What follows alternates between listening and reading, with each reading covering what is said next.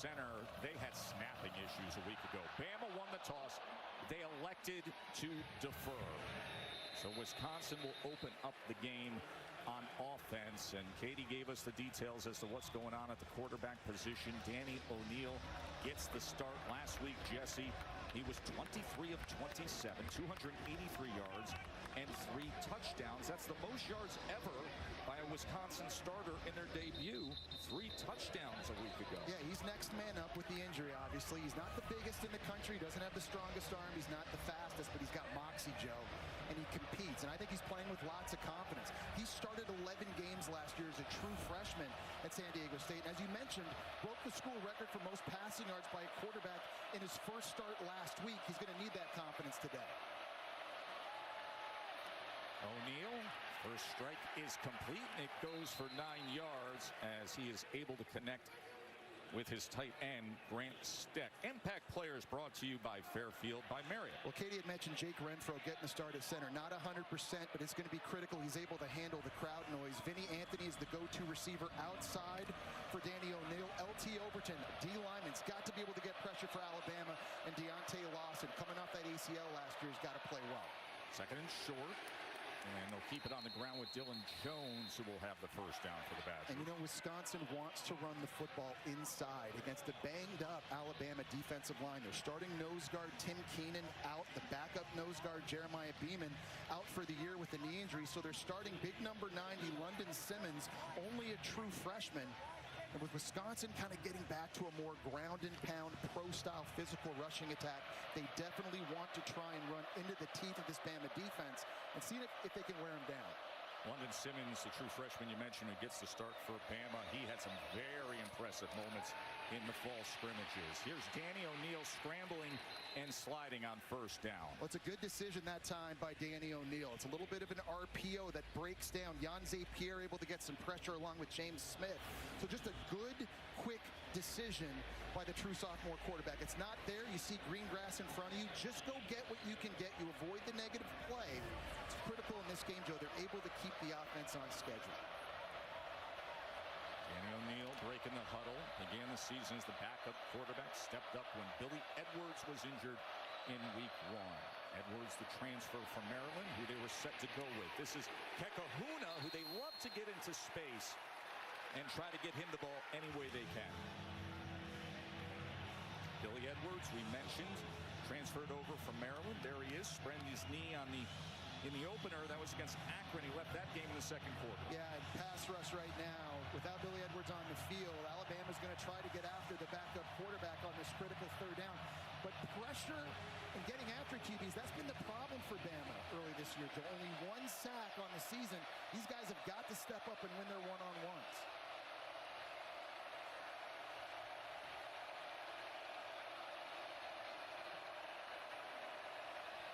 Third down and 4. O'Neal goes on the in-cut to Chris Brooks, who has the reception and just past midfield for a first down. A flag is down. We will check on that. Tim Barker from the SEC heads up this crew. Pass interference. Offense, number 2. That's a 15-yard penalty. It is third down. See those 2 receivers to that side, Jesse. It opens things up for Brooks. Yeah, it was Kekahuna going downfield and actually getting a block on Damani Jackson right here before the slant comes underneath. And that's the illegal play by Wisconsin offensively. If that had been clean, that might have been a first down, but sets them back now in a big 3rd and long situation. And again, with Jake Renfro at center not being 100% healthy in this one, you know Alabama's going to try to do some stunts and twists in the inside of their defensive line, try to get some movement. They've got big James Smith lined up across from Renfro right now. So after the penalty, it negates the would-be first down, makes for a 3rd and 19. O'Neal feeling pressure, and he is taken down and sacked. And that is the first sack of the season for the talented LT Overton. He probably had his best game of his Alabama career against Wisconsin a year ago. He's going to win inside. The running back's going to try to get the block. He's able to beat the double team and get home and get the sack. We talked in the open. Alabama's stars have to be stars, and this is one of their biggest stars, LT Overton, getting a big sack. Atticus Bertram's on to punt away. And it is a low line drive fielded at at the 30 by Cole Adams, and with that, he is able to get a little bit of a return. And we will say hello to Ty Simpson. The whole nation saw the struggles against Florida State, but then last week against UL Monroe, 17 for 17 passing, which means he's 3 away from breaking the all-time Alabama record held by Mac Jones in 2020 of 19 consecutive completions. That was a pretty good day. He's mobile. That's going to be critical, I think, in this game. The number 2 ranked dual threat quarterback coming out of high school. We've seen early this season, he can extend plays, he can scramble, and he can create. Wisconsin has a really good pass rush. Speed coming off the edge. It's critical. I think Simpson's really good when plays break down. Going to start the day on the ground with Kevin Riley. Remember, Jam Miller, the would-be starting Alabama running back, has been out so far this season. Take a look at the Fairfield impact players. Christian Allegro, a middle linebacker, 6'5", 240, surveying that middle of the field. Ryan Williams back from injury is critical for Ty Simpson's success. And then Jeremy Bernard really has been Mr. Consistent. He's been the go-to guy, and they find a lot of different ways to get him touches in this offense. Christian Allegro is an amazing football career path. We'll detail that in just a little bit. Flag comes in right at the snap. So there's some movement.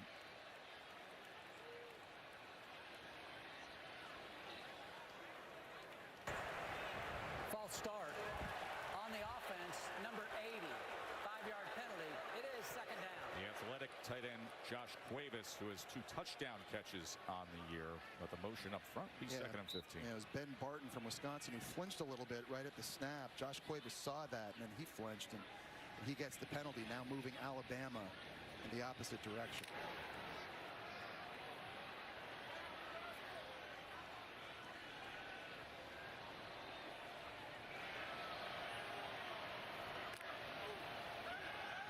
Simpson to pass. And the completion streak continues as Kevin Riley takes it ahead. All right, so now a third and obvious passing situation from Alabama, and here's where you got to be careful because Wisconsin has some dudes coming off the edge that can get after you with speed. Mason Reiger on one side, Sebastian Cheeks on the other, and against these tackles, it's going to be a tall order for Alabama to keep Ty Simpson clean. Third down and 9. Simpson 18 for his last 18. Can he convert on 3rd and 9? Trying to keep the play alive. He's going to try to run for it, and he's going to be short of that line to gain as Tackett Curtis, the linebacker for the Badgers, runs him out. And a big decision now coming for Kalen Deboer, setting up 4th and short. You're just shy of midfield on your opening drive. What do you decide to do here? And it looks like Alabama's going to go for it, Joe. They're bringing out Richard Young, a big physical running back now in a short yardage situation. Now he's coming back out, and you've got Kevin Riley, the freshman, going back in. So a little bit of a substitution issue at running back here. It'll be interesting to see what Bama decides to do. This is a 4th down and 2 from their own 46. Riley motions back in, 4th and 2 on their opening drive. Simpson to pass for it. Trying to find an option on 4th and 2, and it's incomplete. As the intended target was Jeremy Bernard. So Ty Simpson falls 1 short of tying Mac Jones' completion record. Running a corner route. Ty Simpson just never stuck with them. Started that way. There is nobody behind in the Wisconsin defense. That would have been an easy touchdown, and instead now Wisconsin takes over in Bama territory. Yeah, that was the first time this season Bama hasn't scored a touchdown on their opening drive, but man, oh man, does the defense help out. Intercepted Alabama. It's Bray Hubbard with the pickoff. A really nice job of Bray Hubbard this time, just watching the quarterback's eyes. He gets a bit of a jam on the Wisconsin tight end, and he's able to get into his zone drop. He's playing over here. He's watching back at the QB after the jam to get up underneath the route and make this interception. Bray Hubbard, a former high school quarterback, had 3 picks at the end of last year when he started the last 6 games taking over for an injured Keon Sabb. He has made such a difference on this defense because of the takeaways, and that now the 5th turnover for Bama's defense early this year. So Bama right back out there on the field offensively. Richard Young gets the carry as he goes ahead near the 40-yard line, tackled by Curtis. So the turnover on downs immediately wiped out with the interception. Yeah, you got to give the defense so much credit in that situation, Joe, because in a sudden change situation like that, oftentimes defenses come on, you're on your heels, you're worried about a shot play. But give Bama defensively a lot of credit for just staying composed, and Bray Hubbard doing exactly what he's coached to do in that zone drop, making a massive play, giving it back to the Bama O. Second and 9. It's Young again, and that defensive front. We mentioned how good they are against the run.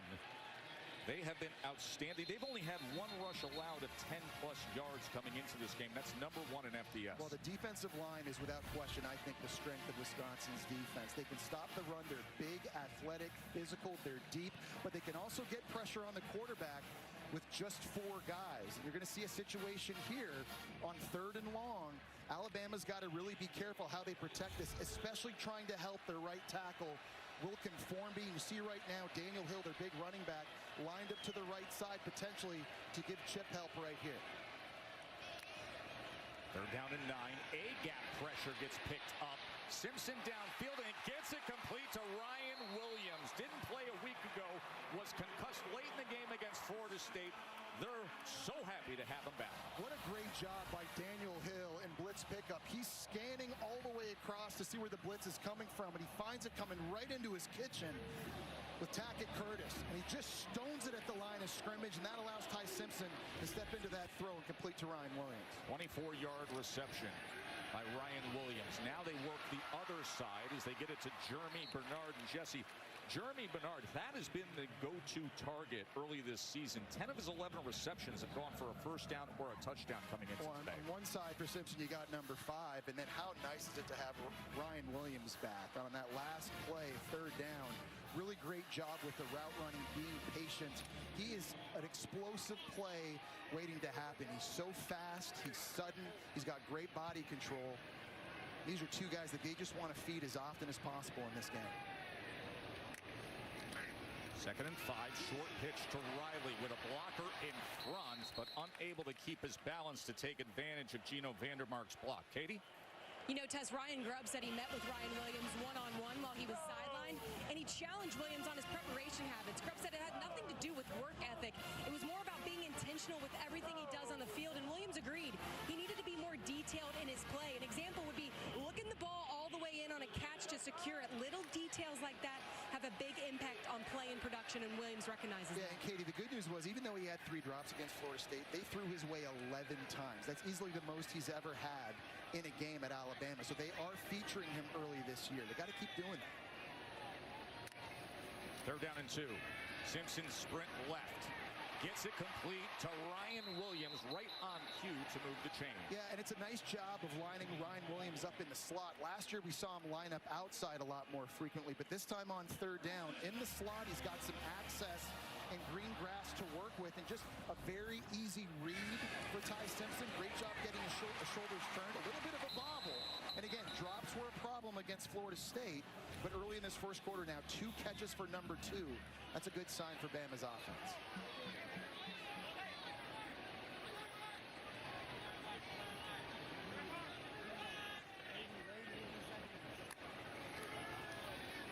Simpson on 1st down gets the ball out quickly. This is Brooks. Lottie Brooks is a very good-looking true freshman. And a really good job by Simpson that time at the line of scrimmage. You heard him saying, alert, alert. Ty Simpson changed the play at the line of scrimmage because of the coverage the defense was in. He knew he had an easy pitch and catch to Lottie Brooks. You see him touching the helmet, alert, alert. Receivers, linemen doing the same, so they're all on the same page. That's what you call a stick route to the outside. They can complete that in their sleep. 14-yard reception. Lottie Brooks.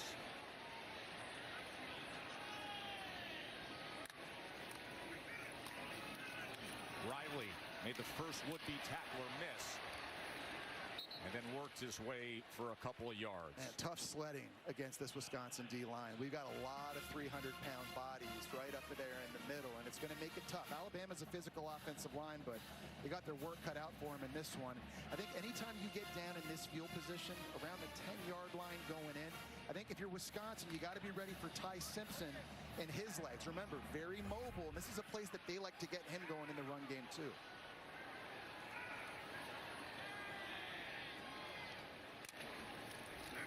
Second and 8. Simpson going to try to do it on his own as he works it down to the 4-yard line. It'll be third down from there. Can get a first down at the 1-yard line. It would be so big for Alabama to be able to pay this drive off, right? Obviously, you missed on fourth down really early. Your defense gets it right back to you, and now you're marching down the field, and you find yourself down here on the goal line. We talked about all these receivers and these weapons, and Jeremy Bernard and Ryan Williams.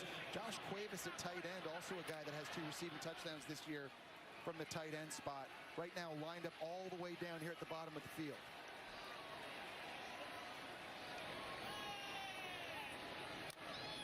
Third and 3.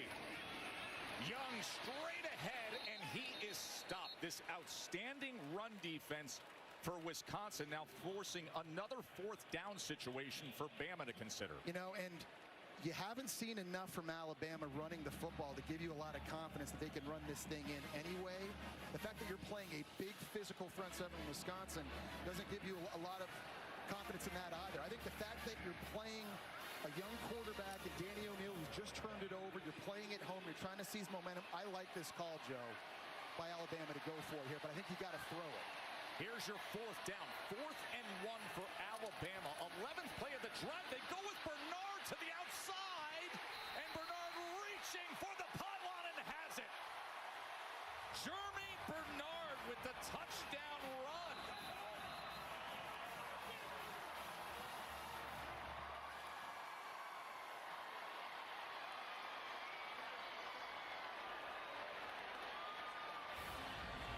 Taking a look here again, Jeremy Bernard was able to stretch this over. Looks like he absolutely did. He just showed you his speed getting to the outside there. The progressive pylon cam getting a really good look at this here. Oh yeah, ball crosses over with the right hand. And keep in mind, even if it didn't, it would have been first and goal. Yeah. I'll tell you what, though, I think Alabama maybe got away with a hold in the end zone that time by wide receiver Isaiah Horton. There's a little bit of a tug on a block that I don't think the referees caught. Interesting if we could get a chance to see that again. So that was an 11-play, 61-yard drive. That on 4th down, they go with their dynamic receiver as Connor Talty gets the extra point. The touch G Hotels and Resorts, Georgia, Tennessee coming up next. And then Saturday Night Football presented by Capital One. The Gators taking on number 3 LSU. So Bama just had their second longest drive of the season. 11 plays, 59 yards. Bernard had the touchdown run. Wisconsin on offense when we return. Jesse, as we prepped this game all week, it was tough to get these images out of our mind. The bad snaps a week ago by Wisconsin without their starting center. Well, they've had a lot of injuries up front. So Kerry Kadenko took over against Middle Tennessee, and it was an adventure every time they were in the shotgun formation. And so Jake Renfro back starting. He's not 100%, but I like the call. Just to get the simple things executed and to do it in a hostile environment. Yeah, in front of over 100,000.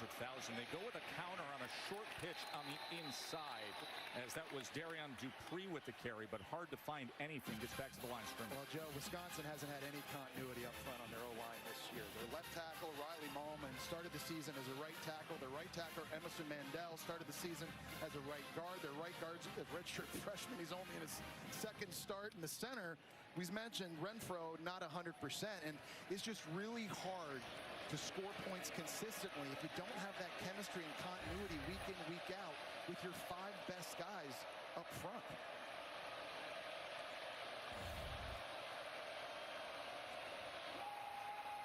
There's Dupree again as he goes ahead for a couple of yards. It'll be 3rd and long. And so now you're going to get the crowd noise here on 3rd down. And this offensive line with Jake Renfro, he's in there now to make sure everybody gets the pass protection call and everybody's on the same page to try and give Danny O'Neal an opportunity to throw this thing downfield.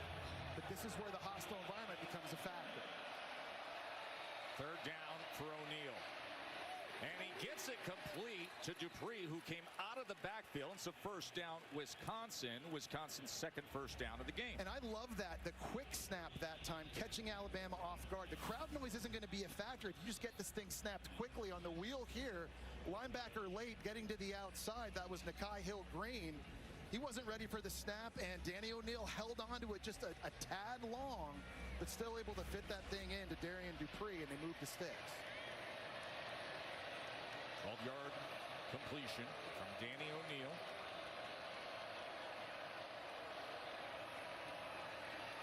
Play action.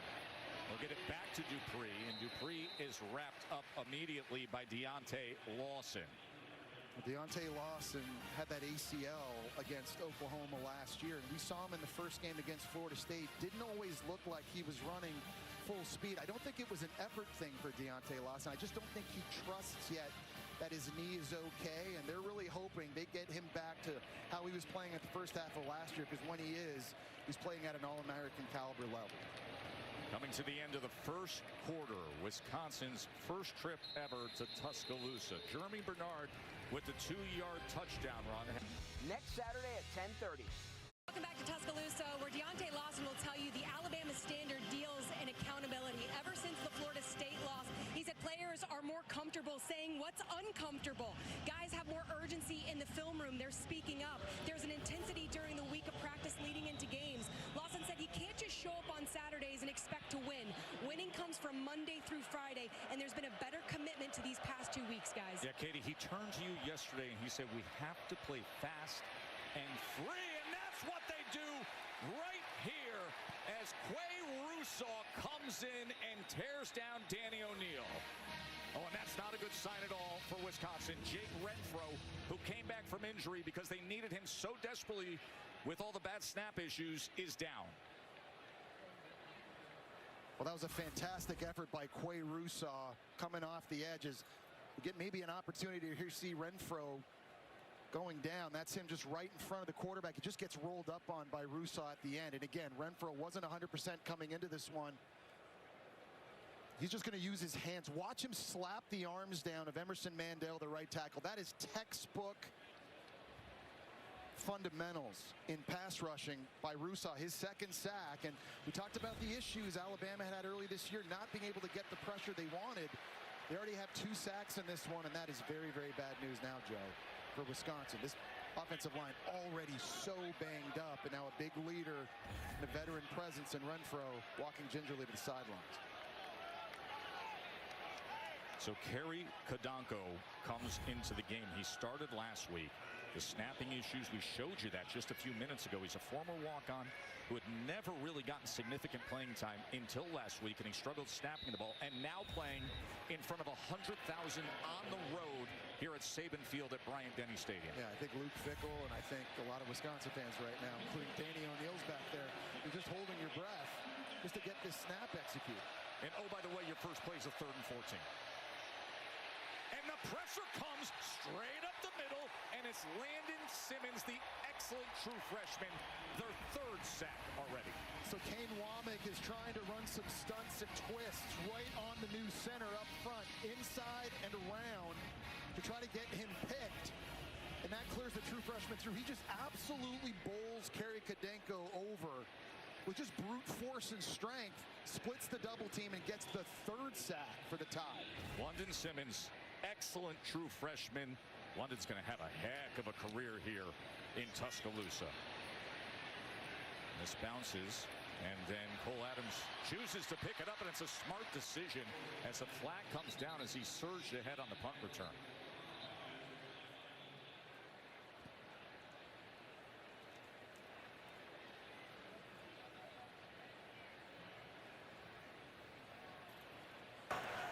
During the return, holding, return team number 2, 10-yard penalty. It is first down. Well, we talked about Ty Simpson and sort of the ups and downs against Florida State. I thought he did some really nice things. On 3rd and 11 here, using his eyes to hold the linebacker in safety in the middle of the field, opening up the curl route to Bernard outside, ball out in about 3 seconds. They get the first, but then later in the game, 4th and 7, you got to have awareness, and the pressure is going to force him outside the pocket. Great job showing the athleticism, but you got to know where the first down marker is. You just run, you go pick this thing up. Instead, you try to throw it to Ryan Williams. It's an errant pass, and you miss it. And then we saw an early 4th down today with Lottie Brooks here in the slot. His eyes start there. He gets off it a little bit too early, and there was a touchdown pass to be had. So certainly learning moments again for Ty Simpson. Play action. Simpson, quick strike, complete to Josh Cuevas. And that's nice. That time having his eyes in the right place and playing on time. Ball comes out early. He negotiates the defender with the throw.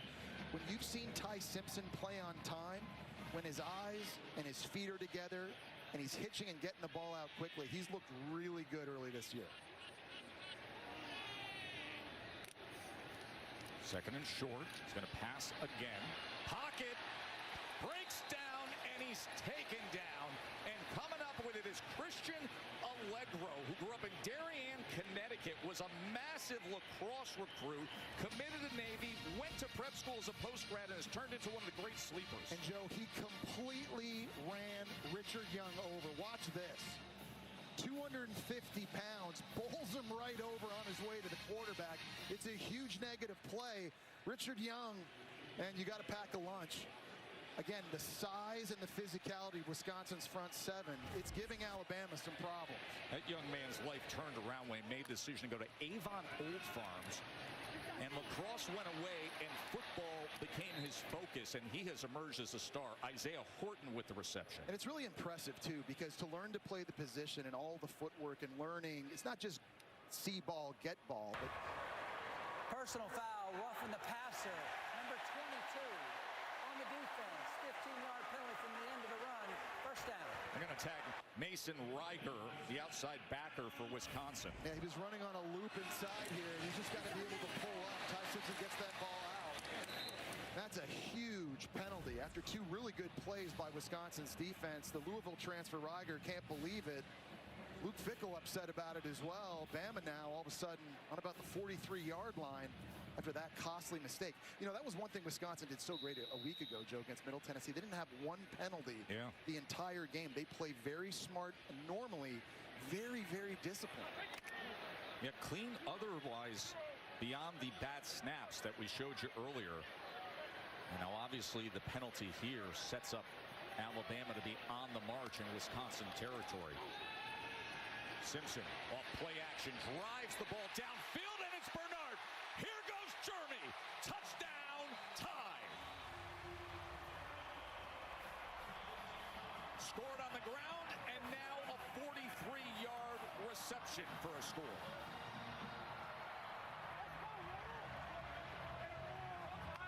And another great example by Ty Simpson that time, playing on time, right? Dropping back, you make the right read, you take a hitch, ball comes out early, throwing it into an open area of the field. And Jeremy Bernard, what can you say about how explosive he is once he has the ball in his hand? Already now his 2nd touchdown of the game.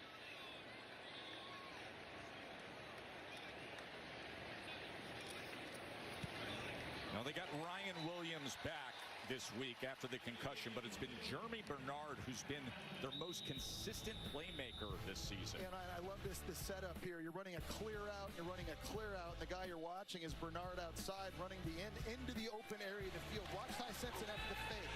3 steps, hitch, ball's out now. Clean pocket, accurate throw, giving Bernard an opportunity. Alabama 14-zip. Bama on top thanks to Jeremy Bernard. Yeah, really impressed with Ty Simpson again on the timing of this last touchdown pass to Jeremy Bernard. When you're throwing these deep in-breaking routes, you got to get it out as quickly as possible and into the hands of your receiver. At the top here, he just did a really good job scanning and coming back and now finding Bernard on the in-break. Just a little tiny hitch, ball comes out quickly, and again, when Ty Simpson is playing on time, good things are happening for Alabama throwing the football early this year. All right, here's a major story now developing for Wisconsin. That is number 50, Ryan Corey, the redshirt freshman, the third-string center. Jake Renfro, who was not 100%, was put into action today because they had such issues with bad snaps a week ago as Jones takes it ahead and gets driven back by Justin Jefferson. They went with Kerry Kadanko, who immediately gave up a sack, and now they're going to the guy that would be the number 3, Ryan Corey. And so now if you're Jeff Grimes, the play caller for Wisconsin, you got to think about what play calls does my third-string center feel comfortable with. In the run game and the pass game, you see Jeff Grimes right there. He's having to look at his play sheet and potentially eliminate a lot of stuff that this third-string center, Corey, hasn't repped in practice. 2nd and 9, Danny O'Neal pressured again. This time he scrambles and goes ahead, doesn't slide as he was able to avoid the incoming Nakai Hill-Green. Well, I give him credit. He's only 6 foot tall, 197 pounds, but Danny O'Neal is tough, and he'll put his body on the line. He may have to do it here again. The last couple third downs, Alabama's been pinning their ears back, and they've been getting home. 3 sacks in this game already, and now with Wisconsin, a third-string center. You got to make sure everything in the pass protection is communicated. You got to execute this with this crowd noise. This is rough.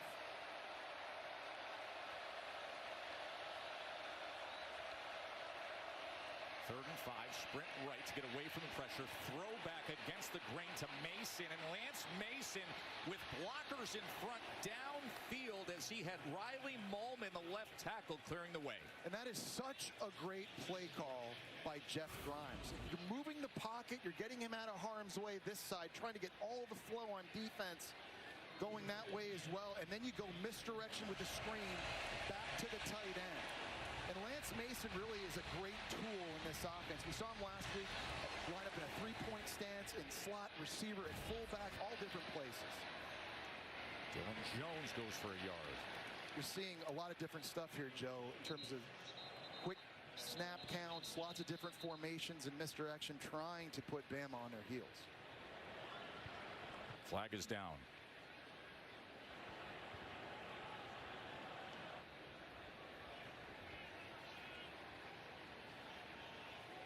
I think Alabama had too many guys on the field. Tim Barker's going to clean it up for us.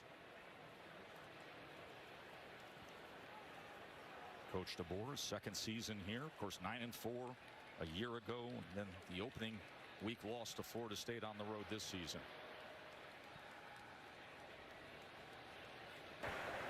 Illegal substitution on the defense. 12 on the field. 5-yard penalty. Replay, first down. Well, Jeff Grimes going with the quick count, getting everybody at the line of scrimmage, did not give Alabama an opportunity to substitute. So a nice job by Grimes here on the last 2 play calls. Again, he's having to dig into that play sheet and start thinking, okay, I'm going to have to be a little bit more creative now with the injuries at center to try and find ways to move the football, but they're having success. This is about as good as Wisconsin has looked on a drive here all game. Jeff Grimes, Wisconsin's 4th OC in the last 5 seasons. First and 5 after the penalty. Danny O'Neal back to pass. And he gets it to Jones, and Jones breaks free for a moment. It'll be a gain of 4. Katie? Yeah, Tess, Wisconsin's using a silent count. The left guard, Joe Brunner, is the signal. When he shoots his right arm out, that tells Ryan Corey Danny O'Neal is ready, and then the snaps on the center. Something Jake Renfro was very comfortable with. He's still in the injury tent, guys. Well, Katie, Joe Brunner is the only offensive lineman for Wisconsin that started in the same place all 3 games so far. And he's a guy who has a lot of experience, so if there was one guy to handle that mechanism, that's the guy you want doing it. But you're seeing a lot of motion now, and extra offensive linemen now moving pre-snap too. A lot of creative stuff. Second and short. This is Yakimelli on the carry. He's going to be close to that line of gains. LT Overton came up with the tackle. Now that Jeff Grimes is here at Wisconsin, this really is a pro-style offense, especially when it comes to running the ball. Multiple tight ends, fullbacks on the field. You're under center, I formation. They want to possess the football, own the clock. And Joe, they want to wear you down, and not having a ton of success running it early. You see last year and a 12 personnel percentage with multiple tight ends, much different than this year. This looks like offenses you see on Sunday. Grimes was with Kansas. They were 13th in FBS in rushing. He had been at Baylor earlier. They were top 10 back in 2021 when they went to the Sugar Bowl. Here's Kekahuna on the jet, and Kekahuna takes it inside the 40-yard line. There's a flag down at the 48. I think it's going to be Joe Brunner, legal hands to the face, knocking the helmet off of a D lineman for Alabama. I think it was LT Overton he was going up against.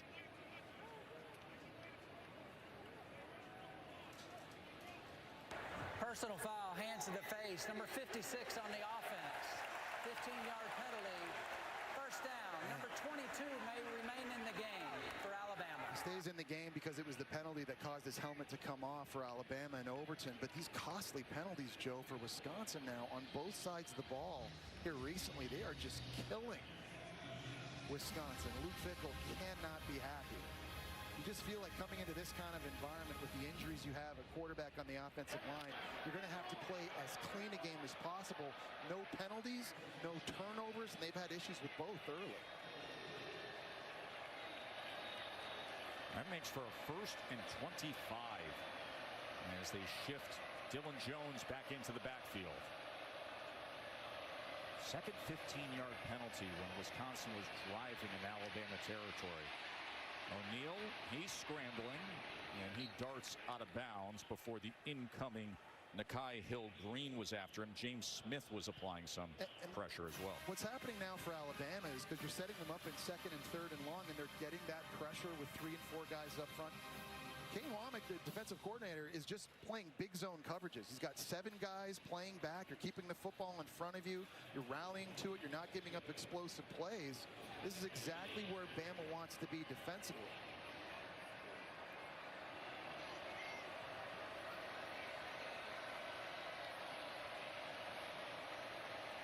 Second and 21, they go with the reverse. Henry, the end around by Henry. Oh, he took a big hit near midfield from Bray Hubbard, who had the interception earlier today as he finds the tackle on the end around. I got to tell you, I'm really impressed with the eye discipline that Alabama is playing with against these jets and these reverses. You see Renfro right now on the sideline trying to work to see if he can get back in the game. But remember, in the game we saw, Joe, you, Katie, and I, Florida State gashed Alabama with jet sweeps, with reverses. Wisconsin's trying to do it, but Bama's not biting on the eye candy. Their players are playing with great eye discipline. That was classic Gus Malzahn play calling that day. Now what will Jeff Grimes, the play caller for Wisconsin, dial up on 3rd and 18? He'll keep it on the ground with Jones as Jones gets inside the 45-yard line to the 43. And, you know, decision here for Luke Fickell inside the 45-yard line. With the way that you're struggling offensively, looks like they're going to try to play field position and try and pin Alabama deep in their own end. Hopefully get better field position their next time out. We had a great visit with Luke this week. He said, listen, we need to take some deep breaths in this game. Have to battle, but we know we have to weather a lot on the road here at Alabama. Wow. Oh, great special teams effort right there. Reunion, the SEC champs, Sugar Bowl champs. Richard Todd, by the way, was the state shot put champion in high school before he played quarterback. Unbelievable. You don't hear that very often. 2 words in the same sentence for a quarterback. How about Brock Lesnar's daughter, Maya, the NCAA champion? I mean, is she amazing? Very far, yes.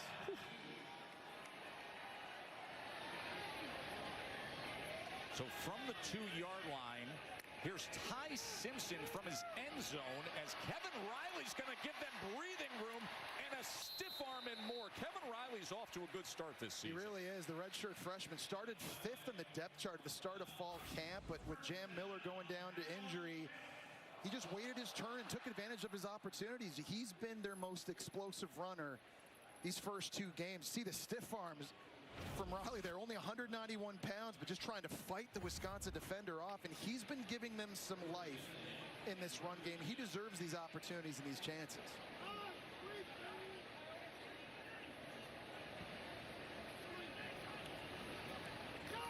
Here's the short pitch. As Riley takes a big hit. Let's check in with Kevin in the studio. big story on ESPN. Number 12, Clemson, down early again, this time the Georgia Tech bug. No doubt. So far, the physicality of the Ramblin' Wreck taking it to the Tigers. Jamal Haynes going in for the score right now. It's Tech up 13-0. We're going to keep an eye on that game. Back to you, Jesse and Katie. Thank you very much, Kevin. So Where was Joe? Joe's here too, Nagandi. Haynes game Unbelievable. off to a good start. The disrespect in week 3 early. I'll let that one slide, Jesse. All right, Nagandi.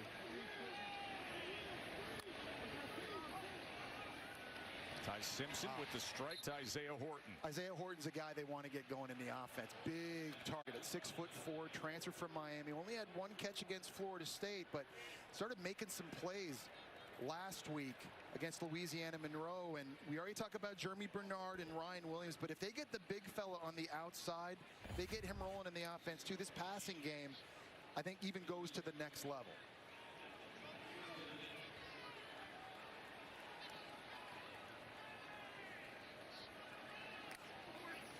Third down and 3. Simpson. And he gets it complete to who else but Jeremy Bernard. It's either a first down or a touchdown every time he touches the ball. It's going to be defensive hold. Oh, there is a flag Wisconsin. Down. It was on Isaiah Horton, who we just talked about on the outside. Near side 35.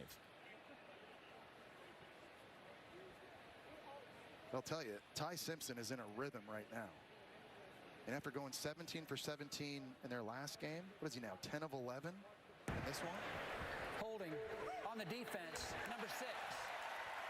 10-yard penalty, automatic, first down. You know, I had mentioned this before we went to break. I think Bama's receivers against Wisconsin DBs, I think, are the biggest positional advantage Alabama has. And I think it's starting to demonstrate itself in this game with Bernard, with Williams. And now we're seeing a little bit with Isaiah Horton. You know, when these two teams played last year, Bama hit 4 big shot plays deep down the field. They've kind of gotten away from running the football, and they're deciding to let Ty Simpson just sling it around.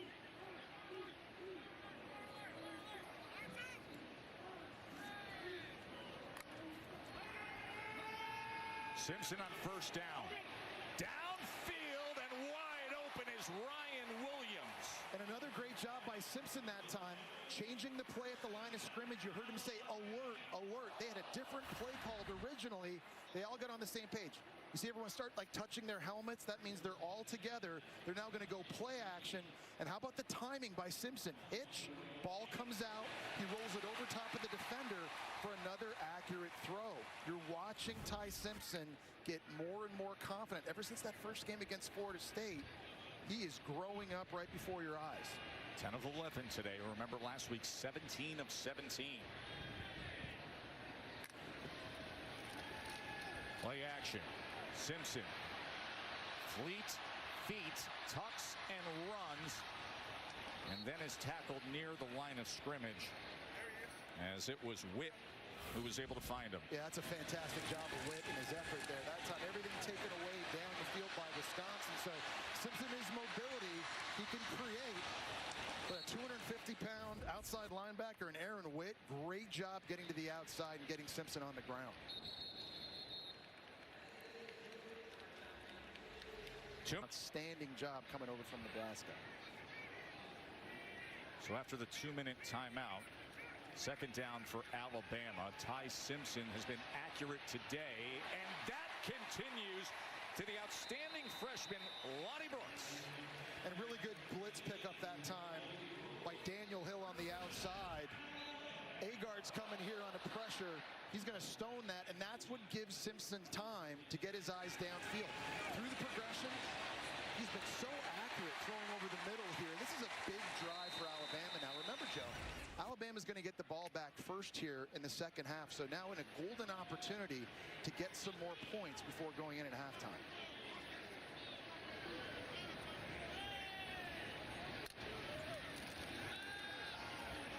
Simpson. Wow. Oh, he remains red hot as he's able to connect with Kevin Riley, his running back. And he fit that football in between 3 different defenders. That's how you know Ty Simpson is feeling it right now. Watch this. Little corner route. There are 3 guys around it for Wisconsin.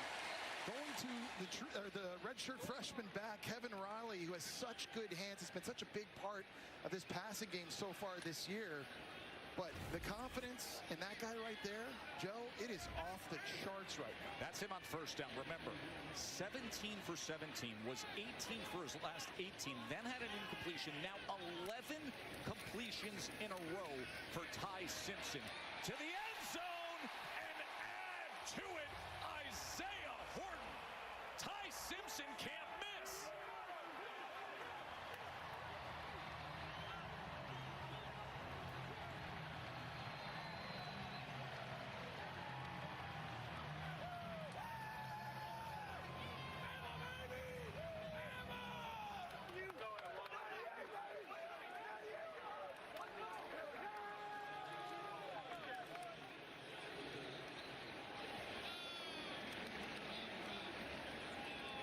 Everybody knows what happened opening week against Florida State.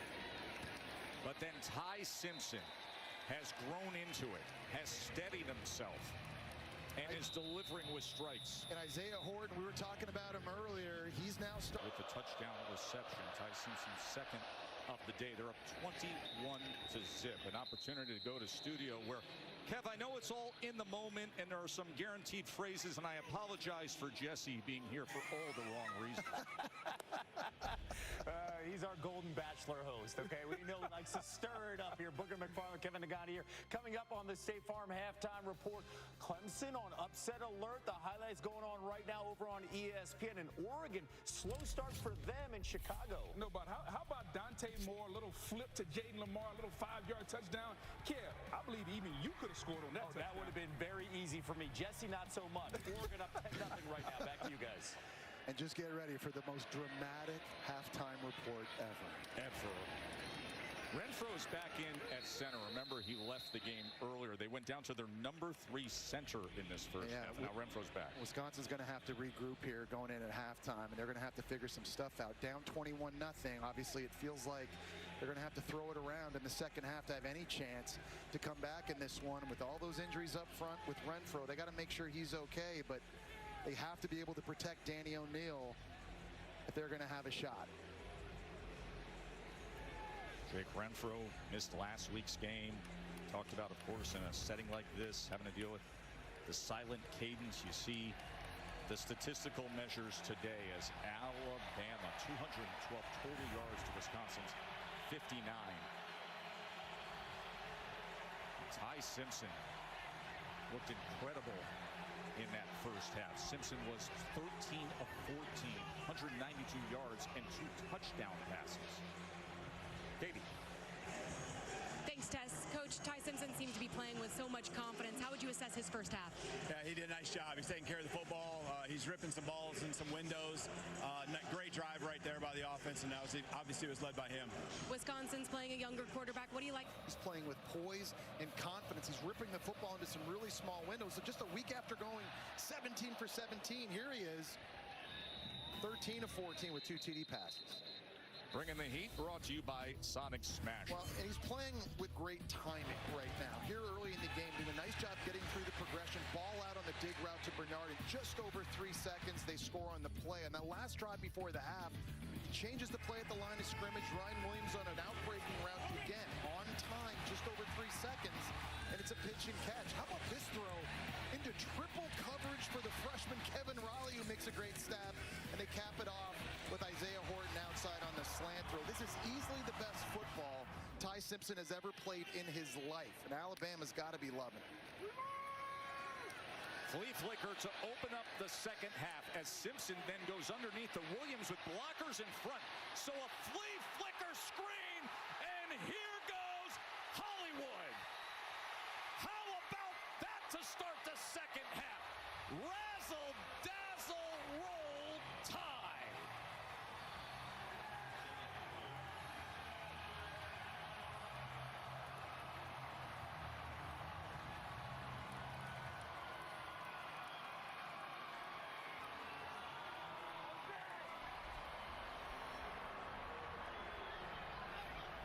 A flea flicker screen, and a flag is down at the end of it. What a play call by Ryan Grubb right out of the gate. A little trickeration screen back to Ryan Williams. Joe, they had all 5 offensive linemen and the tight end blocking downfield on that play.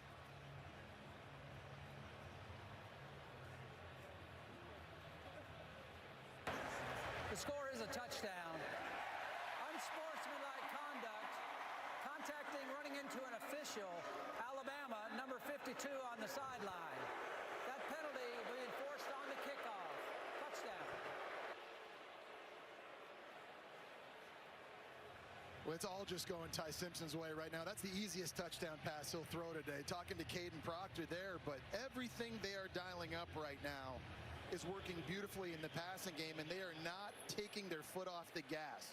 You always talk about the last 4 minutes and first 4 minutes of halves. How about Alabama closing out the first half with the touchdown? And then the very first play after the kickoff, they go score. Their longest play from scrimmage this season. An absolutely dynamic play call. Connor Talty adds the extra point. And you're trying to find ways to get Ryan Williams the football outside. I want you just to keep your eyes focused on these guys in here, because all 6 of them end up out on the perimeter of the field blocking for Ryan Williams. It wasn't like it was one receiver and a tight end and we're just trying to pick some guys off. I mean, all the linemen, all this mess, and they're blocking DBs and linebackers, and nobody in Wisconsin wants that in the back end. They're just pancaking guys, steamrolling guys. Caden Proctor, their left tackle. The Caden Proctor block downfield is unbelievable. He's a 366-pound left tackle, and there's Kalen Deboer thinking, yeah, oh yeah, oh yeah. This looks good. I like it. That's exactly how you want to start the second half. Ryan Williams, concussed against Florida State, didn't play last week, and here today, 4 catches, 124 yards, and a 75-yard touchdown. They are featuring him in this offense. His first TD catch. It's that Mercer game last year, but he's a guy who's getting a lot of different looks and a lot of different chances from Ryan Grubb calling plays, and it's paying off. There's Vinny Anthony on the return for Wisconsin.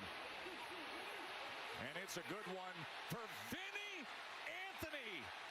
The blazing speed, and the Badgers return it.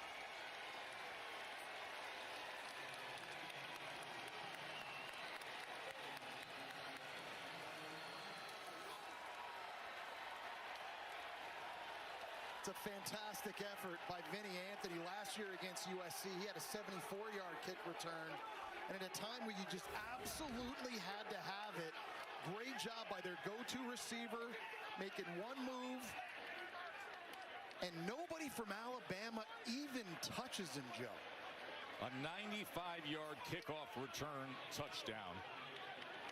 Top-end speed, and he shows it off.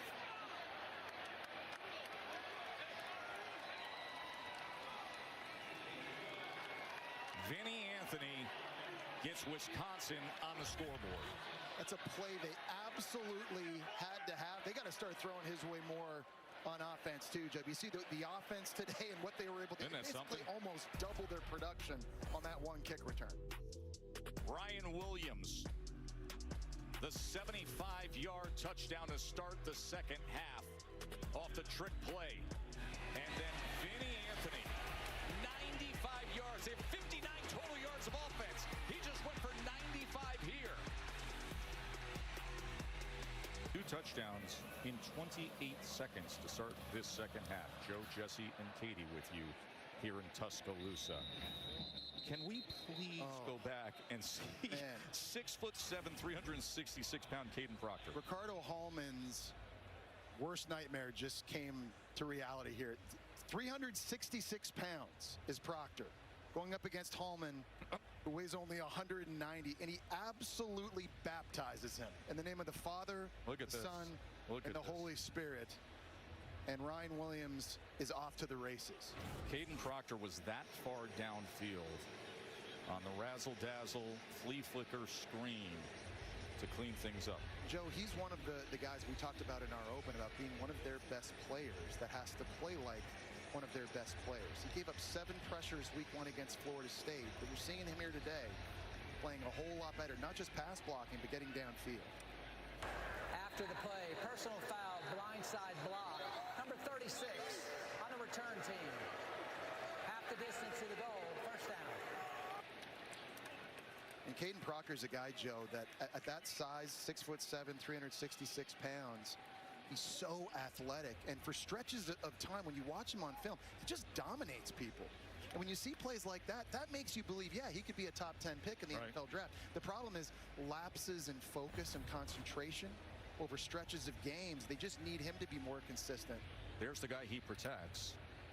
You add up last week and this week, he's 31 of 32 for nearly 500 yards and 6 touchdowns. He's had 13 straight completions now, spanning over 2.5 games as Ty Simpson. RPO, and and then the short thing right at the line of scrimmage is incomplete as he puts it at Cuevas' feet. I was just going to say, it's hard to go out on the field with no defenders, routes against air, and put up those kind of numbers. And then here on the RPO swing to Cuevas, you throw it in the ground.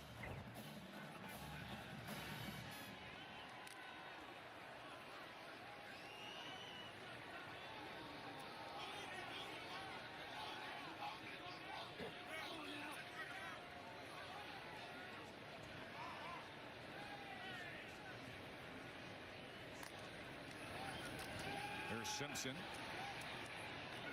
and he gets it complete for a first down to Isaiah Horton, who had the touchdown catch earlier today. It's just another example of the command Ty Simpson is finding in this offense at the line of scrimmage, changing it here. You see he's looking around, he's looking at the defense.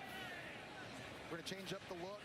There's a little hand signal, and then you get him onto the pass play, works through the progression quickly. He just knows where his answers are, Joe, against blitzes. He's checking the football down. He has yet to turn the football over this year. And again, just feeling more and more comfortable in Ryan Grubb's offense. Play action. Scanning the field, trying to find anything. And now he's going to tuck and run. Makes a move to get a couple extra yards, tackled by Latimer. Katie? Tess, I asked Ty Simpson, you've been QB1 for a few weeks. Are you enjoying it? He said, I love it. I've waited a long time for this. I understand what comes with this job. You get a lot of praise, but you get most of the blame, too. You have to have Gator-like skin to play this position. He said he's learning that there's no need to press. A check down, just like right there, is okay. The first throw in your progression is okay. He said it comes down to disciplined quarterback play. That's his focus, you guys. It is, Katie, as he gets it to Cuevas, had the blocker out front. And, guys, he deserves credit for waiting his turn, too. This was a 5-star guy coming out of high school. And today, if you're a 5-star quarterback and you don't start, you're going in the portal. There are a lot of quarterbacks out there that are now playing for their 4th different school. He stayed, and he sat 3 years. And then all of a sudden, Keelan Russell, the Gatorade National Player of the Year, comes in this offseason. It would have been easy for Simpson to be like, you know what, man, I'm out. I'm not doing this anymore. He stayed, he won the job and competed, and he deserves credit for that. Keelan Russell came in last week, had a couple touchdowns in that blowout. And Simpson stays alive. Simpson able to get out of all that traffic and then goes ahead for a big chunk play. There have been a few times early this year, Joe, he's been Houdini. Just finds a way to get out of trouble. You got Tackett Curtis, and you've got Tyrese Fearbury just bearing down on him from the left side, and somehow he's able to get out. And against Florida State, he might have tried to throw that to someone. It may have been inaccurate. That time, he's like, look, I'm out here. I'm just going to run. I know where the first down marker is. I'm going to get what I can get and take care of myself. Really good decision.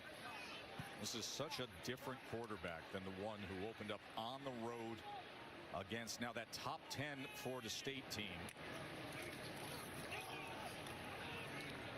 Richard Young goes ahead for a yard. You think about his career timeline, Jesse, we were just talking about this. Katie was mentioning it. You're talking about waiting your time. Remember, when he came out of high school, he was a massive recruit, but he came here, of course, to Alabama, and Bryce was around.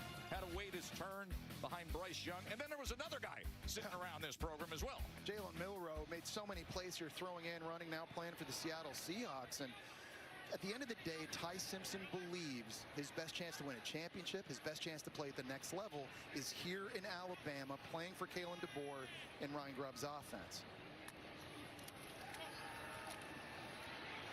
Simpson gets it complete to Ryan Williams, who cuts back and scores.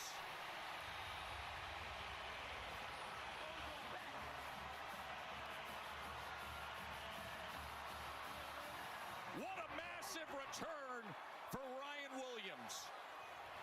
And you simply can't coach body control and some of the freakish athletic ability that Ryan Williams has. Do you see that move? Look at this move right here. He just puts Jameer Latimer on skates. Man, his game last year against Georgia is legendary in Alabama football history, and his balance and his body control and his ability to accelerate. But man, having him back on the field for Alabama just takes their explosiveness to games. Now he's going viral for his play on the field. Ryan Williams, 165 yards and 2 touchdowns. Remember, Vinny Anthony had a kickoff return moments ago. No chance here. You know, ESPN's got the new big deal with WWE. So the thematic today to get into this big battle between the SEC and Big Ten is a little smackdown. And you think about the top 25, 17 of the teams come from these two conferences. Of course, the playoffs last year, the Big Ten had 4, the SEC had 3. When it comes to national championships during this era, SEC with a 63 edge, Big Ten the last couple years. You're going to have Cena versus Lesnar next week, Saturday night. We got right. SEC versus Big Ten here today. I want a ladder match. Oh, you'd be so good in that role. Here's Dylan Jones with a good effort. So this is now the third main event of the big battle. Yeah, and the big one, obviously, SEC. Week 1 up in Columbus, Ohio State getting the better of Texas in that one. And God, how good did John Mateer look last week? Win at home against Michigan and their talented young quarterback Underwood. And today, this one a little bit more lopsided. Mateer is something, isn't he? Oh, I think right now, to me, I mean, you know, it's obviously never too early to talk Heisman, but John Mateer is going to be in that discussion.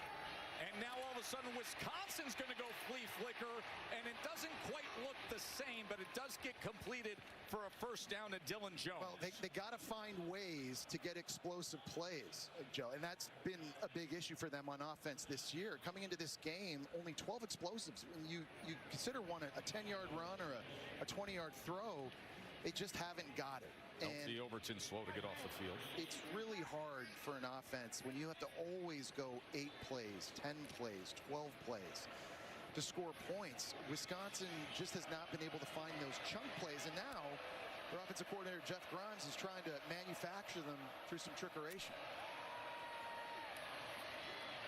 Andy O'Neill has time. He's going to launch it downfield, looking for Anthony.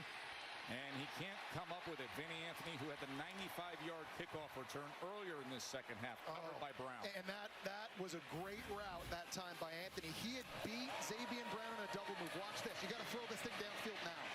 And it's grossly underthrown by Danny O'Neill. It allows Xavier Brown to recover, and he's able to knock it away. Vinny Anthony is an outstanding receiver, has very sure hands, but a bad throw allowed Xavier Brown to break that thing up. We just talked about the explosive plays they need, and that was a golden opportunity for one right there.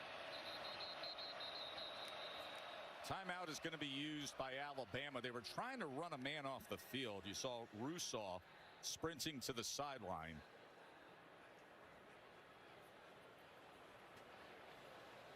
So a timeout is going to be used by Alabama. Of course, it is a big day still to come.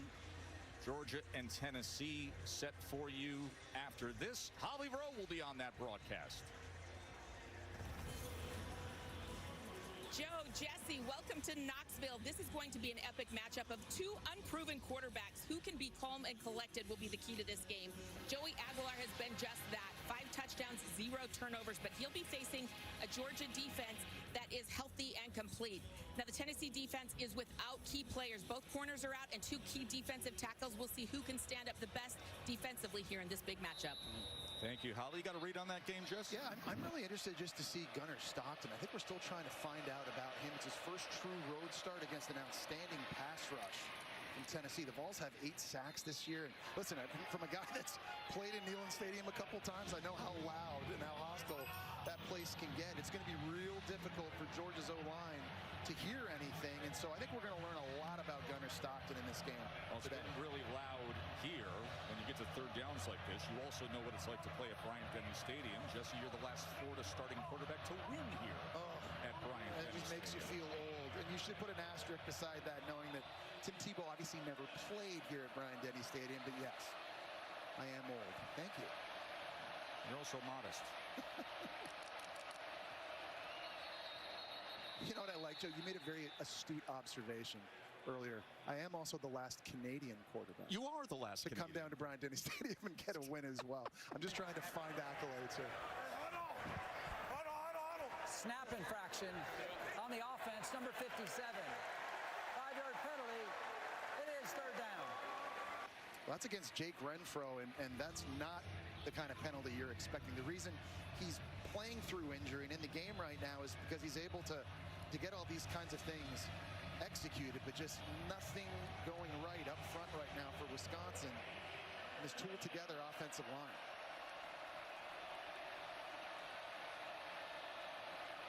Third down and 8 after the penalty. Pressure off the right side, but he's able to get it free and get the first down, connecting with Lance Mason.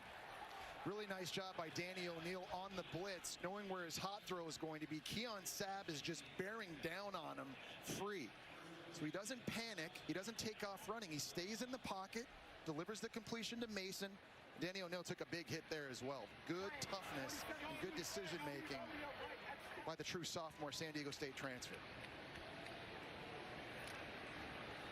Lance Mason, by the way, the tight end with a 100-yard game a week ago. Of course, so many great tight ends through the years of Wisconsin. Travis Beckham, Jake Ferguson, Lance Kendricks, Troy Fumagalli. Great tradition of tight end play. This is Henry as he makes his way to the 44. Tell you, the jet stuff and the reverse stuff is not working against Bama like it did when Florida State was trying it a few weeks ago. That was a great example of Justin Jefferson, Keon Sabb, all these guys playing with their eyes and pursuing the football. And one thing defensive coordinator Kane Womack told us, I just want our guys to pin their ears back and attack. I felt like we were too timid. We were on our heels against Florida State. In this game, I just want us to get after it. You're seeing them fly around.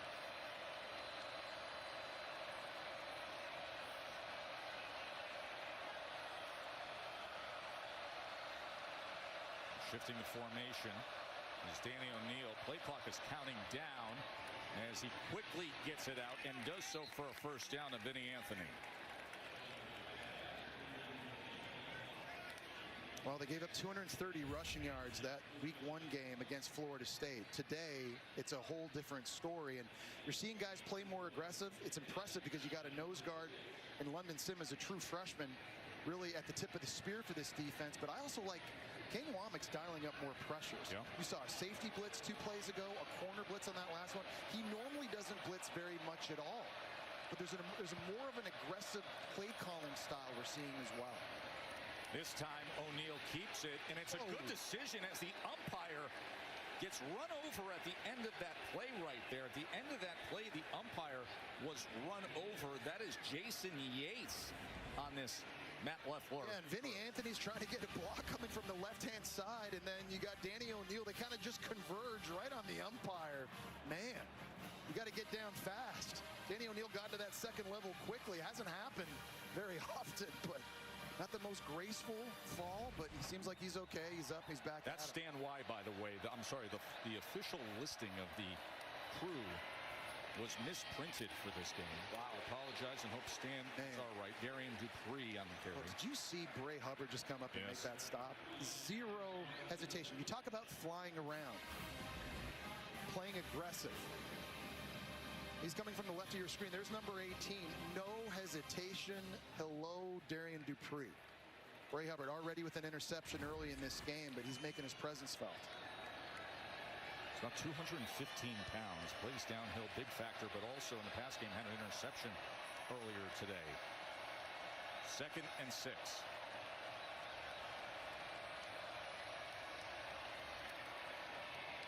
O'Neal with time. game, and that ball's intercepted by Hubbard. His second. You're just raving about him, and Bray Hubbard now with 2 INTs on the day. Well, this time Lance Mason, who we've been bragging on as a tight end, he kind of left his quarterback hung out to dry. He's running a corner route, an out-breaking route against Bray Hubbard. And the top of the route, he's got to cross his face, and he's got to protect his throw. This is it right here. This is Hubbard getting the pick. But watch at the top of the route, instead of going in front of him, he decides to try and run a little bit behind him. You can't do that when you're running out-breaking routes to the perimeter. Bray Hubbard gets his second pick, and everything going Alabama's way. Beautiful day here in Tuscaloosa, and a beautiful scoreboard if you're a Bama supporter, as Ty Simpson has been spectacular playing quarterback today. As this is Dre Washington getting playing time.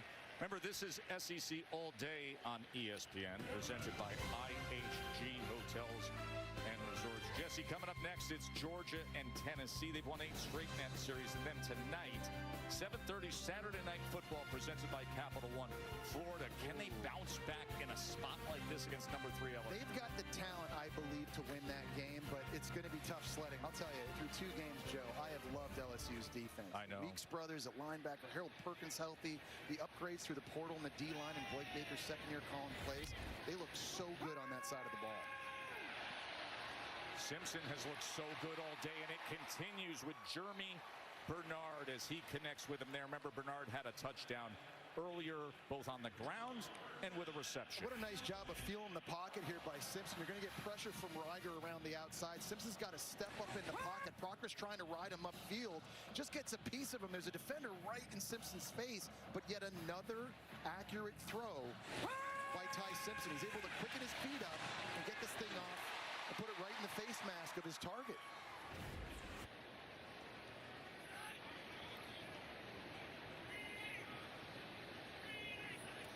It was 19 yards, that reception. Simpson sets up the screen to Washington. Blockers in front for Washington as he is past midfield. No, Ryan Williams has been going off in this game, but Jeremy Bernard's another guy, to me, who's really been Mr. Consistent for Alabama's offense this year. And he's a guy that played for Kalen Deboer back at Washington, sat behind Rome Odunze and Jalen Polk and Jalen McMillan, came here to Alabama. He's gone to work. And, Joe, he's got a chance to be a first-round pick at the end of this year. And he's been great catching the ball. He's been great blocking on run plays. You saw him with a rushing touchdown earlier in this game. A lot to love about his game as well. Leads the team in all receiving stats coming into today, adding to it with his totals so far today. Dre Washington, Texas native. Jeremy Bernard, here's what he's done against Wisconsin. Yeah, and it started off early with some easy completions. He's a guy you can move around outside, bring him in the slot. This was the 4th down critical play call early in the game, just using his speed on the handoff to score. This was the dig route he caught on time, increases the defense. I'll tell you, this group of receivers for Alabama now, Ryan Williams, Jeremy Bernard, Isaiah Horton coming on. They've got a lot of good options to throw to. They're going to give defensive coordinators and secondaries headaches this season.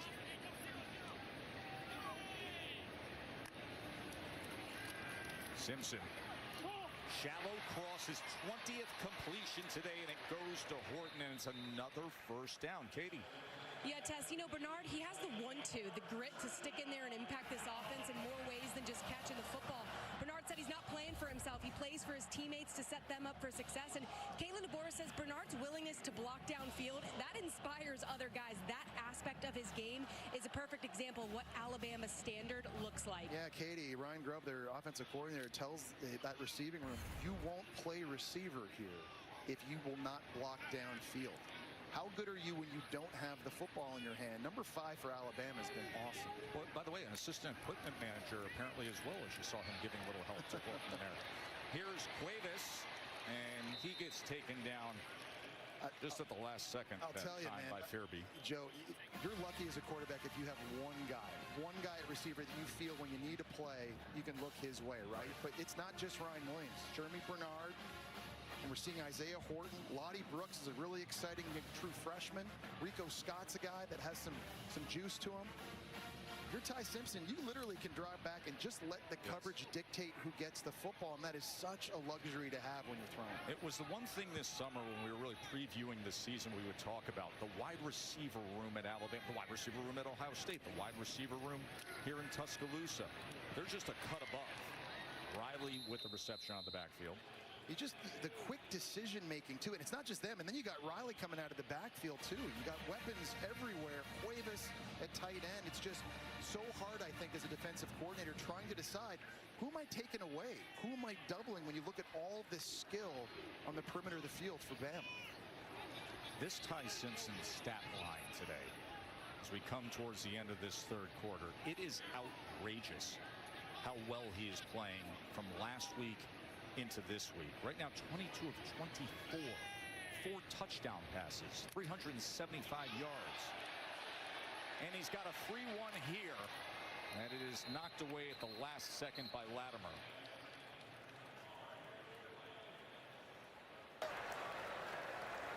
Offside on the defense. Number 31. 5-yard penalty results in a first down. JVR Suggs inside with the movement. Ty Simpson knew he had a free play, and that was a bit of a risky throw as he's trying to throw that thing over top of Jameer Latimer on the outside. But man, as a quarterback, when you fit the football into some of the small windows he has today, you start believing you can just make any throw out there. And I think that's kind of how Ty Simpson's feeling right now. But it's a good example of when to take a calculated risk. You know you have the free play, so let it rip. Well, who knows? This could be Ty Simpson's last play of his day based on this scoreboard, and 1 second left in the third quarter as he gets it to Edwards, and Edwards breaks free and lowers his shoulders. Alabama has won 83 straight games against unranked opponents at home. Go back to 2008. You got Ty Simpson still on the field here to open up this fourth quarter because they're in the midst of an 8-play 78-yard drive. You saw Overton headed to the locker room as they want to check on him. Remember, he was slow to get off the field a few minutes ago. Simpson, can he stay red hot? Incomplete, looking for Cuevas. Kalen Deboer opting to keep his starting quarterback in the game now here in a red zone situation, and every rep counts for Ty Simpson. He's been playing really, really well, obviously, these last couple of games. But if you're going to survive this gauntlet of a schedule for Alabama, compete for an SEC championship and reach the college football playoff, you need situational football experience.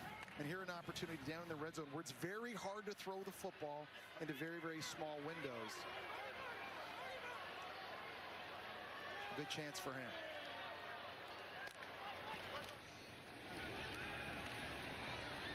Here's Jeremy. Trying to reverse field. He goes backwards, and he's going to lose yardage. A really nice effort that time by Wisconsin's defense, just getting number 5 surrounded and continuing to pursue the football. They're obviously way down on the scoreboard here in the fourth quarter, 35-7. But guys still playing with lots of effort. Mike Tressel, their defensive coordinator, has got to be at least pleased with that.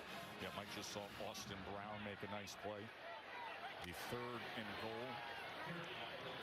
Ty Simpson, 382 passing yards, 4 touchdowns.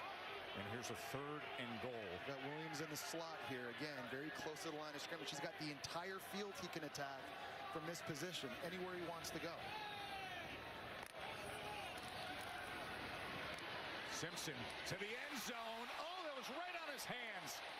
Ryan Williams nearly had his 3rd touchdown of the afternoon. And he beat 2 defenders on this post route. And here's what I'll say. The hands and the drops in the middle of the field, that is a question right now for Ryan Williams. Had 3 drops over the middle against Florida State. Ty Simpson hits you in the face with this football. You have to catch it. I think for Ryan Williams right now, I don't know if it's jitters. I don't know what it is, but when he's over the middle of the field, that's where he's having problems, and that's a play he has got to be able to make. So Simpson would have had his 5th touchdown pass of the day as Talty puts it through. Connor Talty with the 33-yard field goal. No doubt about it. Didn't order the duck confit last night, but I look forward to that later. No. Find a few good Bordeaux, I'm sure, somewhere here. Let's go to the studio to Kevin Nagandi. Kev? Tass over on ESPN after throwing a red zone INT. Cade Klubnik responds in a big way here, Boog, on the next possession. This is the Cade Klubnik we thought we were going to see when the season started. A nice little crossing route, hits the receiver in stride, and the Clemson Tigers are rolling in the ATL. 73-yard connection to Brian Wesco. First Clemson lead of the game, 14-13 over Georgia Tech. Joey Aguilar, smile, man. Yeah, taking that crowd in. Big one coming your way. Tennessee hosting Georgia. That game just over an hour from kick on ABC. Back to you.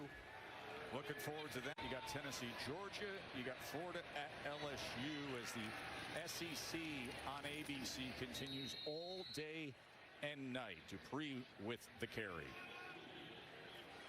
Real impressed with Alabama's defense and sort of how they've bounced back since that week 1 loss against Florida State. Just watching them, Joey. Think about the expectations they had coming into this year, right? 7 starters back on a unit that's given up just 17 points a game. 4 guys had a chance to go to the draft. They stayed, and it's Kane Womack's second year. Pass rush. This has been the biggest improvement, I think, today. 3 sacks, but there's a lot of expectations for this unit to be one of the best in the nation. They're settling in. Danny O'Neal. He's going to carry the ball, and he's right near that marker. We do want to mention that LT Overton, the outstanding defensive end for Alabama, did walk off the field, head to the locker room. Remember, he had what they're describing, I believe, as an upper body injury in this second half. So with this score, he can shut down his day. Well, he's the guy they need, and they thought he could have entered the draft last year. You see here, this is where he got hurt, trying to chase down O'Neal, and just a little bit of friendly fire with Jefferson. You think if he had come out into the draft this past year, he would have been a top 50 pick. See that shot of Overton walking into the locker room. Simmons just missed O'Neal, and then it's incomplete as he couldn't connect with Chris Brooks. So London Simmons, the true freshman, getting the start at defensive tackle. They just keep reloading the defensive line. He's going up against the center and Jake Renfro, who's obviously not 100%, but you can see the raw talent that Simmons has. All game, he's just been bull rushing whoever's Wisconsin's got at center right back into the lap of the quarterback, and he's their 3rd string nose guard, so it speaks to the depth Alabama has up front.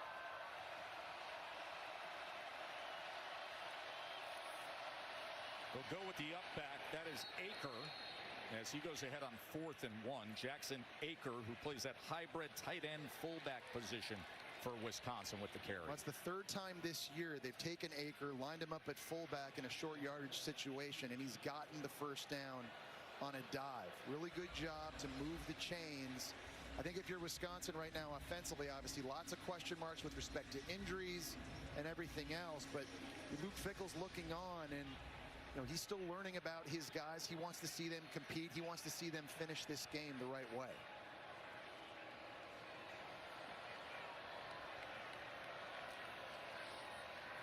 O'Neal on 1st down.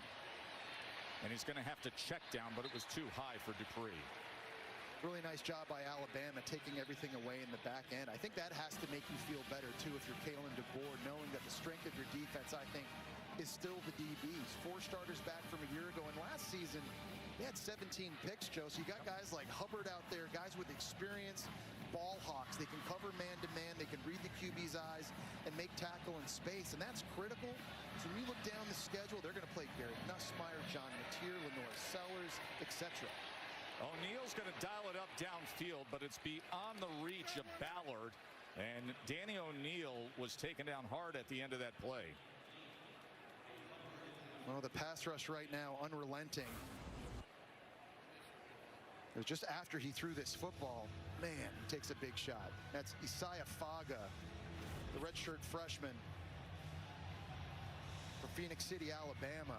I mean, Alabama right now has got 2nd and 3rd teamers out there, and these guys are still winning. And for O'Neal, who weighs less than 200 pounds, it's not easy standing in there right now trying to deliver these throws when the defense knows you're going to be throwing it. Remember, the starter, Billy Edwards, sprained his knee in the opener, and it's been Danny O'Neal who has been put to work by Wisconsin, and he is torn down by Pierre. It's another stunting game, and this all gets made possible by Deontay Lawson at linebacker. He essentially picks 2 offensive linemen that allows Pierre to get into the backfield unimpeded and make the sack. Lawson's here. He's coming this way. Both of these linemen run with him. And then around comes Pierre. Pierre's the guy that they think is going to give them the juice this year, rushing the passer. You think to years past, Will Anderson, Dallas Turner, Chris Braswell coming off the edge. They need number 42, Pierre, to be a factor. Bertrams skies this ball down to the 24-yard line. Very good coverage downfield by Wisconsin. It is just a magnificent day on ESPN, and you got 2 Monday Night Football games this week. You got Bucks Texans at 7 p.m. Eastern on ESPN and ABC, and then it is Chargers Raiders at 10 p.m. on ESPN.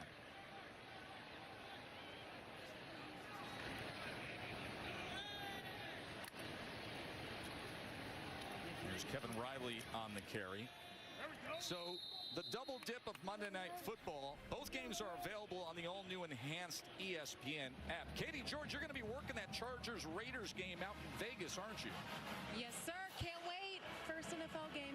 Got any tips? Are you getting there in time for Canelo versus Crawford tonight? That's all you. Do you need ringside seats, Katie George? You got them. Here's the tip. Get on Tessa's private jet. Whoa, whoa, whoa. That's not happening anytime soon. There's going to be like a triple connection to get home tonight.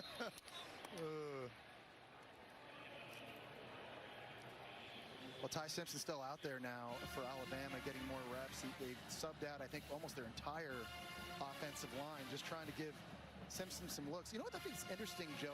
Obviously, it's early this season. It'd be interesting to compare Ty Simpson to a lot of other quarterbacks in the SEC. Let's do it. Through a couple games early this season. Just take a look at what that looks like. I think it would surprise a lot of people. Of course, so many came into the season with so much fanfare.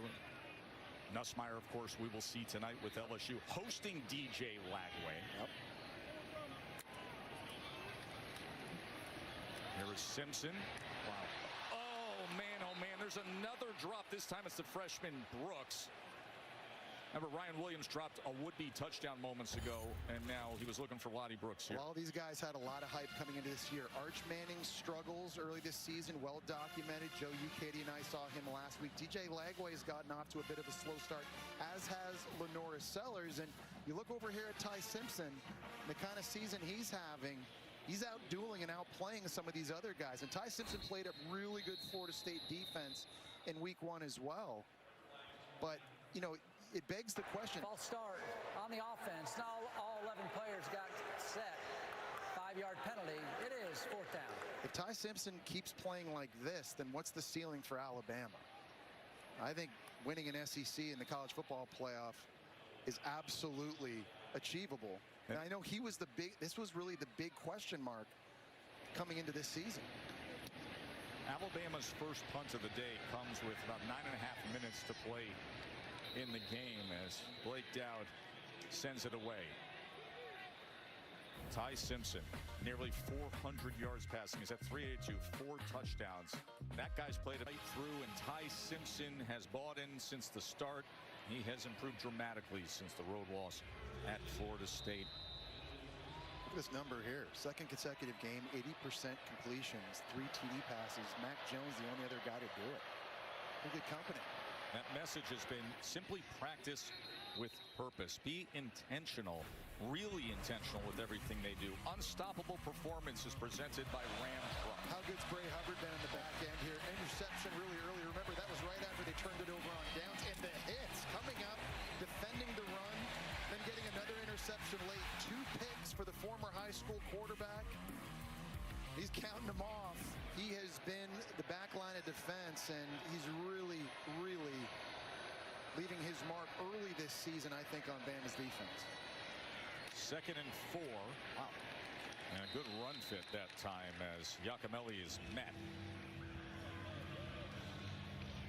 You saw Hubbard that time getting in another big shot. Yes. You know, coming up. But just the more reps he gets, and he's getting used to playing the safety position, he's seeing things and playing with reckless abandon. That's my biggest takeaway, I think, defensively.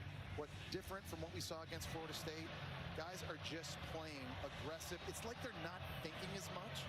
They're just seeing the ball, they're getting it, they're reacting, they're letting their God-given athletic ability take over. Well, thinking can slow you down when you're out there. You got to know it, live it, breathe it, understand the scheme, and just play it. And that's what they do here with Aker again. Remember, he had to carry on 4th down earlier as he gets another first down. What's up, Katie? Yeah, Tess, it's looking like after a fantastic afternoon, Ty Simpson's day is done. Austin Mack and Keelan Russell are both getting in some throws here in the team box. Austin Mack looks like he's up next. Yeah, he's pretty good too, Katie. I mean, he got in the second quarter of their last game against Louisiana Monroe. He threw 2 touchdowns in that one. And I mean, not a lot of quarterbacks look like Austin Mack. He's 6'6", he's 235 pounds, and he is an absolute cannon for an arm. That was very intentional last week with Austin Mack. I know a lot of the reporters down here in Alabama tried to make a lot out of it. And look at the way Ty Simpson's played. Yeah, it's unbelievable. He's thrown, what, 5 incompletions? 2 of them have hit guys right in the face mask deep down the field. Just a very different demeanor I think we're seeing from Ty Simpson as we go on. And listen, with the defense that they can get, especially if they get healthy with Tim Keenan back and Jamarian Latham back, with all the skill players at receiver for Ty Simpson, if he keeps playing at this level, man, this could be a very, very magical year for Alabama. 2nd and 1 for Danny O'Neal and the Badgers.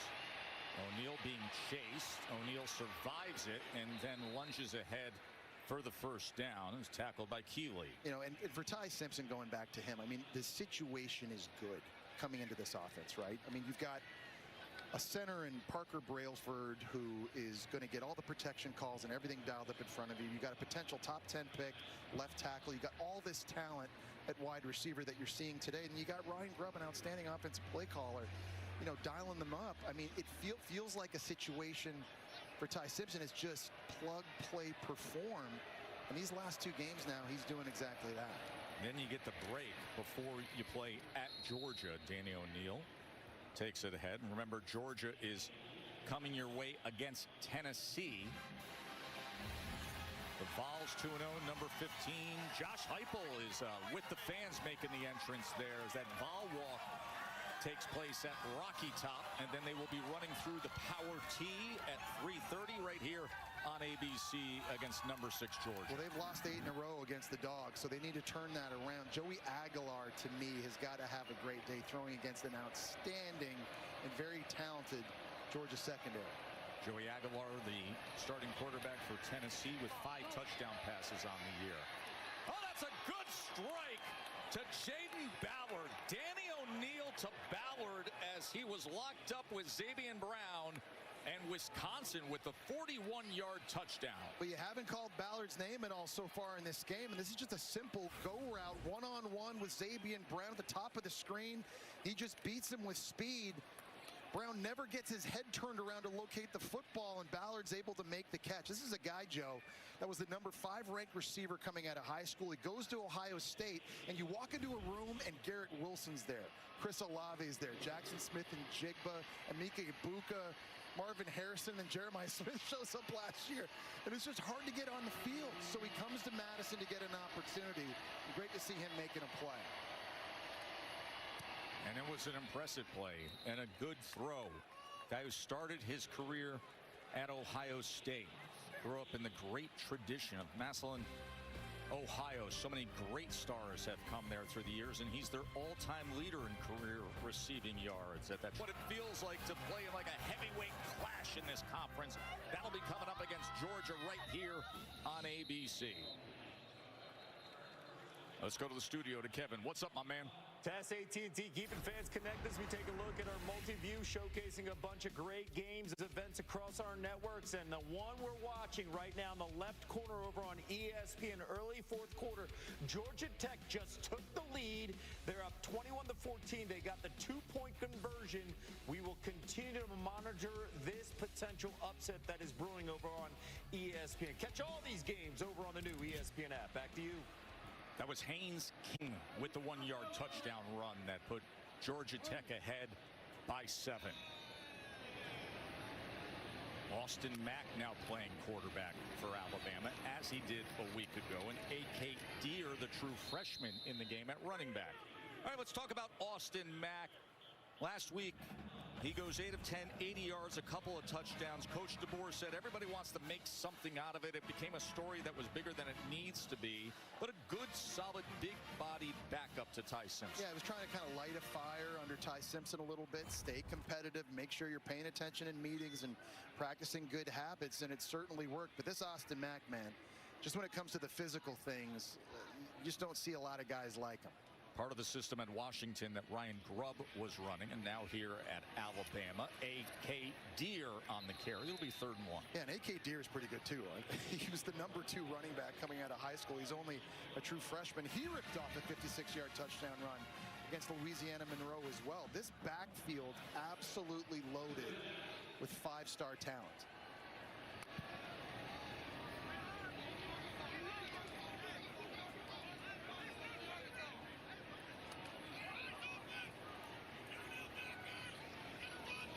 Coming up on 4 minutes to play in what has been the kind of day that Alabama wanted to have. And A.K. Deer, a flag is down as he shows you the burst of speed to the outside.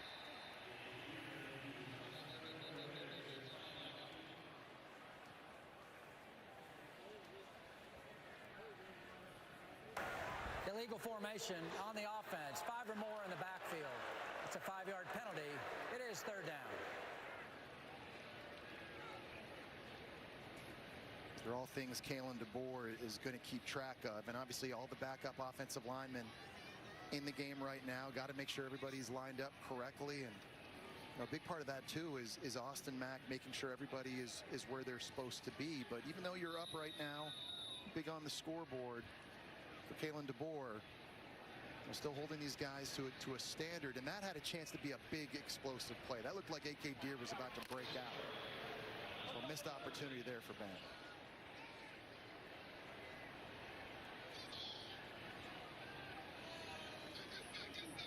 Daniel Hill, the big bruising running back, is in. Here's Austin Mack on 3rd and 6 as that was denied and batted away by Wisconsin's Ricardo Holman, who was on the receiving end of Caden Proctor's block of the day downfield earlier. Well, Bama fans will be happy with this result today, and they will probably be in an okay mood, at least for the next 2 weeks. But I mean, this thing gets real in 2 weeks when they go on the road and take on Georgia. You see kind of these upcoming games. Remember, Vanderbilt beat them a year ago. You got to go to a top 10, 25 Missouri. Tennessee beat them a year ago as well.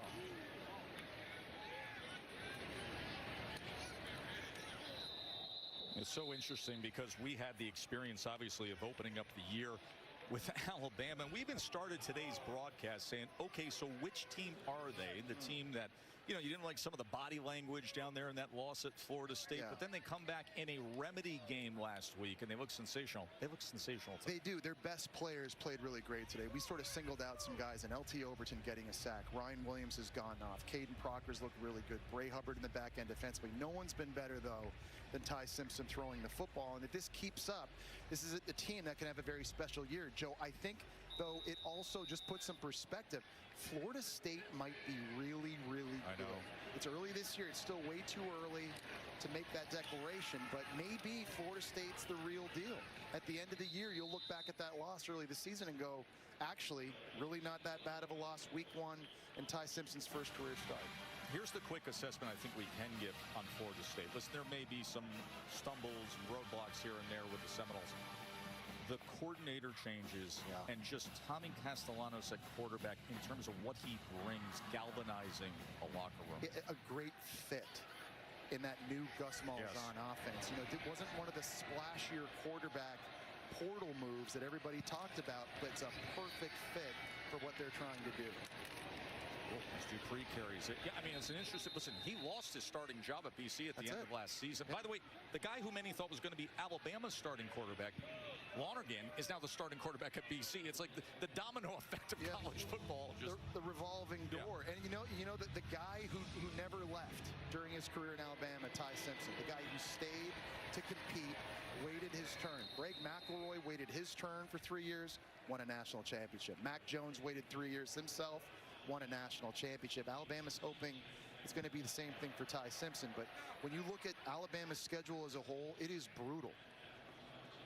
Of course, McElroy, the Saban era began with 2009, 2 years into it, the BCS with Greg McElroy leading the way, and then A.J. McCarron and Blake Sims and Coker and Tua, Mac Jones, Bryce Young. We saw Jalen last year, and now Thompson crowd that just wants to soak it all in. Nobody's really left that lower bowl all that much down in front of Big Al. With 2 minutes to play and a 38-14 lead. Wisconsin trying to show some fire and grit as Cade Giacomelli takes the carry. Well, Ty Simpson has been on fire. 4 TD passes in this one. It got started off with Jeremy Bernard, again, playing on time, making good decisions, getting into the right play at the line of scrimmage. The location of these throws has simply been outstanding. This is the easiest touchdown he had all game.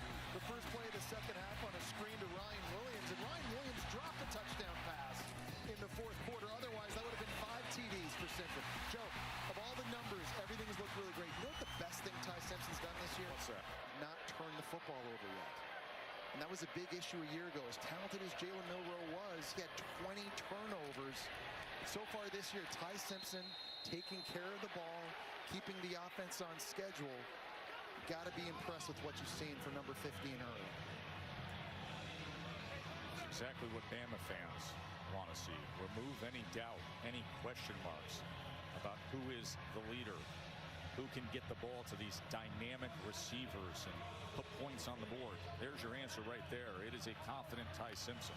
And how important is that confidence now to have these last 2 games after the stumble week 1 against Florida State? Because you're going into the Lions Den now in 2 weeks at Georgia. You need a confident quarterback if you're going to go on the road and win that game. Final half minute of our day here as the Wisconsin quarterback Danny O'Neal takes it ahead. Billy Edwards will be returning soon enough. The transfer from Maryland who injured his knee and has been out. Danny O'Neal put himself in a spot here on the road. The shuffled offensive line, the issues they had at center. It is a tough place to win when Bama is playing like this and the crowd is roaring. And just the second Big Ten team to ever play here at Bryant-Denny Stadium. And Alabama